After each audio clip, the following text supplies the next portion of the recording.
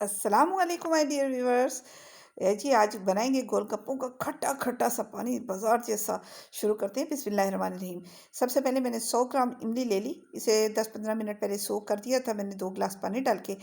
और अब इसको मैं पकने के लिए रख दूंगी।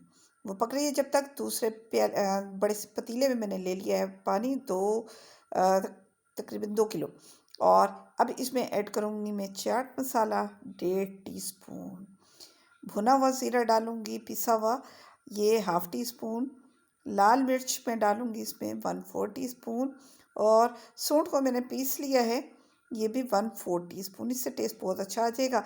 काला नमक, ये जो इसकी जान है, 2 टीस्पून। और अगर चाट मसाला कम लगे तो और ऐड कर सकते हैं। अब ऐड कर रही हूँ नमक।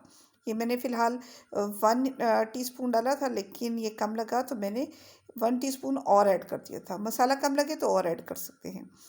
अब ये जो इमली पकाई थी ये थोड़ी सी मैंने ठंडी कर ली है, लेकिन अभी भी थोड़ी सी गर्म थी, तो ये मैंने सारे इस पानी में मिक्स करके और पहले एक मरतबा चख लेंगे पानी कितना खट्टा हुआ है। अच्छा, बाज़ार में ना इसमें डाली जाती है टाटरी। ये मैं घर के लिए बना रही हूँ तो इसलिए इसमें मैंने टाटरी नहीं डाली, इससे बच्चों का गला ख़राब होता है। तो ये मैं चेक कर रही हूँ मसाला ये कैसा बना है। काफ़ी खट्टा है। तो ये अब मैं डाल रही हूँ इसमें थोड़े से पुदीने के पत्ते, तकरीबन 6-7 पत्ते डाल दीजिएगा, खुशबू अच्छी आएगी। और ये देखो माशाल्लाह कलर भी कितना खूबसूरत है।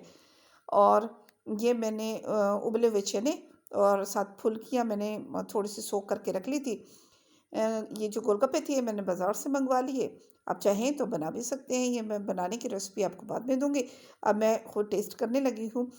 आपको ये रेसिपी कैसी लगी? अच्छी लगे तो मेरे चैनल को लाइक और सब्सक्राइब करना तो मत भूलिएगा। नेक्स्ट वीडियो तक के लिए दीजिए इजाज़त। अल्लाह हाफ़िज़।